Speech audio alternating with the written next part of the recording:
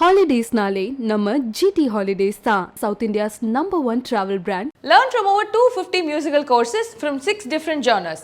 Visit bmusician.com. Hello and welcome to Galata Plus. In this video review episode, we're going to be talking about Selvaraj's Maamannan. This is his third film. It is a very solid drama with a gripping first half and a generic post-interval section. This is very much a part of what I'm going to call MCU, which is the Mari Cinematic Universe. There's more to follow in a detailed review, which may have spoilers. No, actually, it has a lot of spoilers. So do watch at your own discretion. Now, Selvaraj pulls off a stunning character arc in the first half of his third feature, Maamannan, which unfolds in Salem. Vadivelu gives a moving performance as the titular character. His weathered face carries the weight of the ages, and at the very start of the film itself, he is an MLA.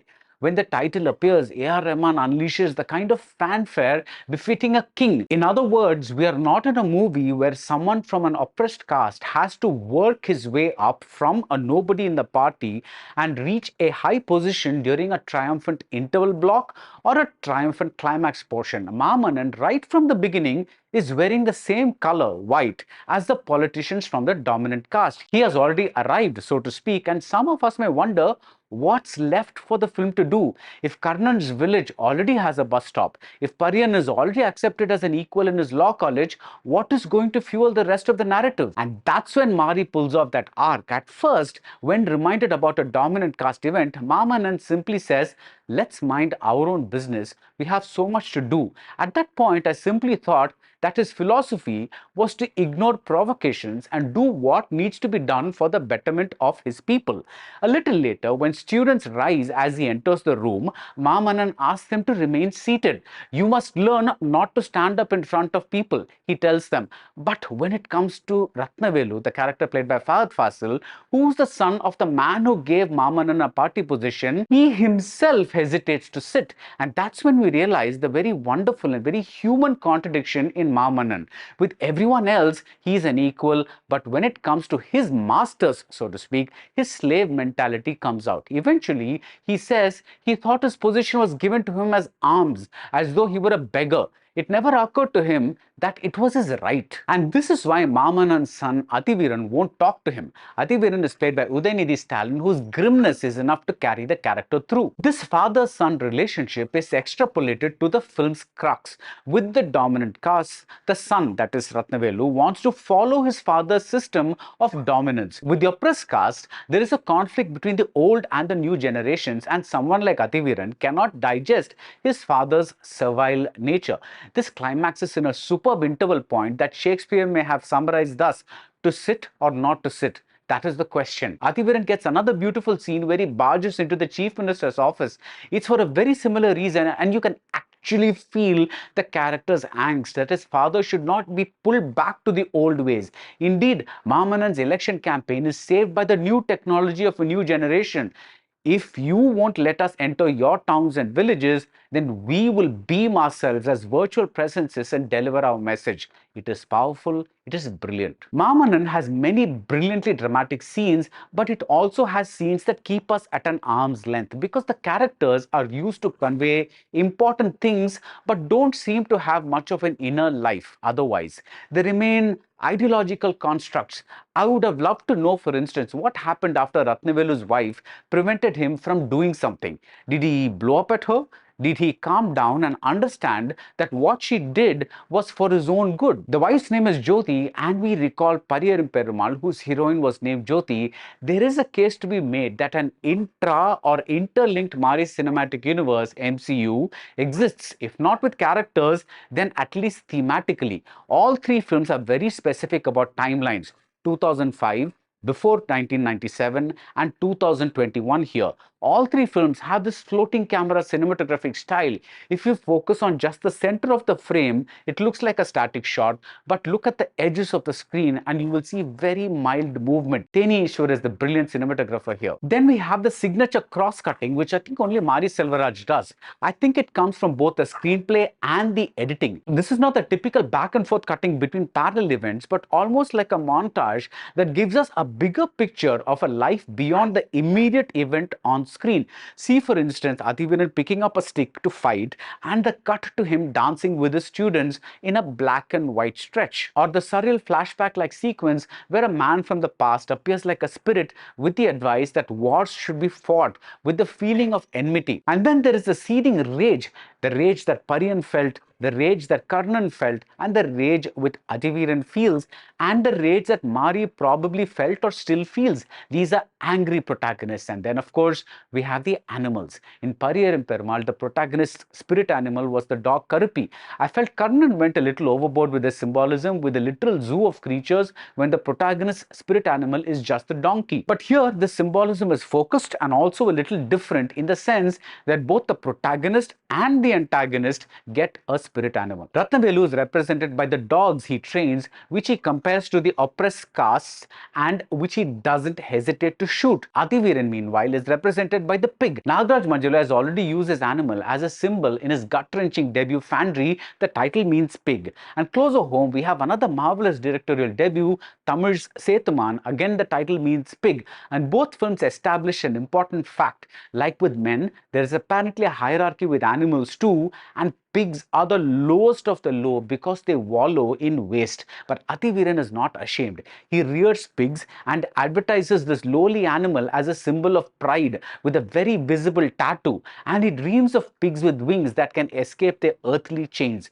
Most importantly, a piglet survives a massacre.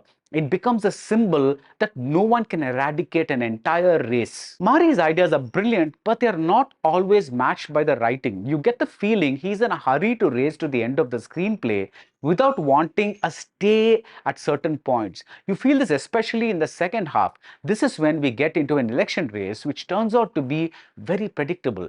You could say this even of Karnan, where there was no doubt that the hero was going to come back to the village, he was going to kill the villain, and he was going to save the village. There was no doubt about all that. But that film had other layers. It had mythological references and local gods and the backdrop of a big tragedy.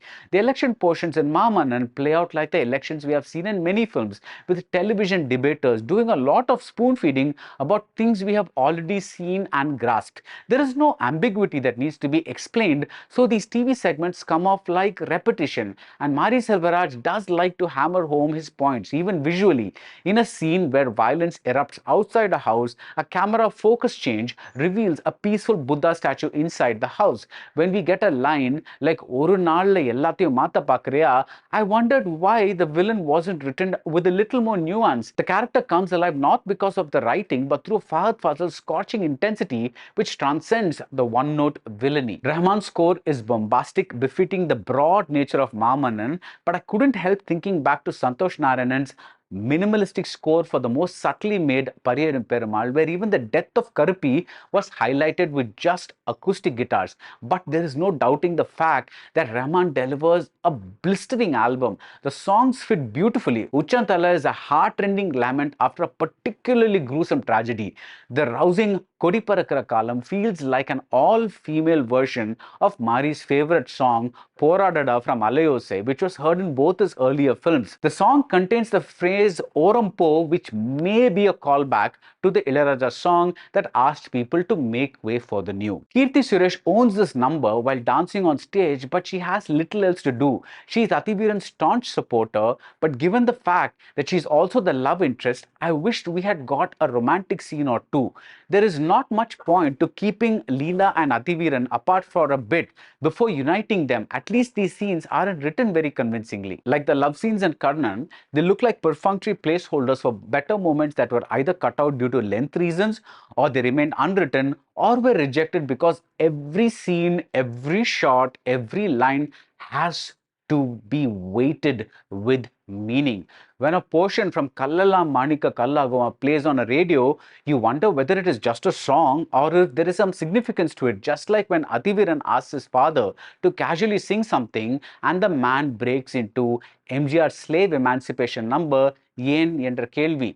I wish for the Yogi Babu character from Pariyarum Perumal, who understood the gravity of the situation but also understood that not every minute has to be grave. Adiviran's martial arts school, Leela's coaching center for the underprivileged, Adiviran being taken in by a good man after he runs away from home, the reunion of Maamannan and his son, the stashed away sickle and the gun. All these plot points have huge potential to draw us more into this universe, but they feel like missed opportunities. Even Maamannan's win at the elections doesn't give us a high. But I was tremendously moved by the fact that his wife is still terrified. She does not yet have the guts that her son already had and that her husband has newly acquired.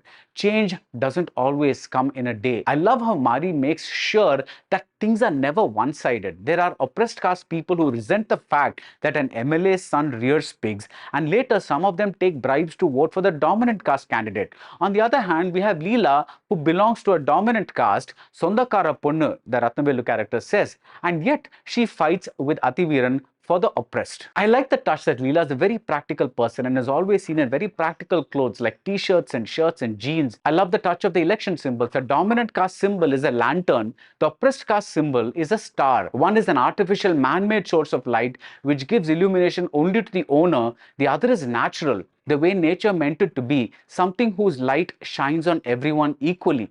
There is a feeling that Maamannan could have been so much more, and yet there is no denying that Mari Selvaraj's third outing is another solid film. The shots of Maamannan and later Athiviran confronting themselves in a mirror. The shots of center-framed people on a hill looking down at the village. Yuga Bharati's powerful lyrics which punch to the face phrases like Koni Sakala Surunda Sanam. The growth of Yasaki from Tevar Magan as Maamannan here, even though he is first called Mannu, mud. There is so much to take in, so much to unpack, that the lack of emotional connect in places is replaced with an intellectual connect. Let's hope that Mari Selvaraj's next outing has both in equal measure. And that's it about Maamannan. If you like this video review, do subscribe to Galata Plus and see you soon at the movies. Holidays nale நம்ம GT Holidays தான் South India's #1 travel brand. Learn from over 250 musical courses from 6 different genres. Visit bmusician.com.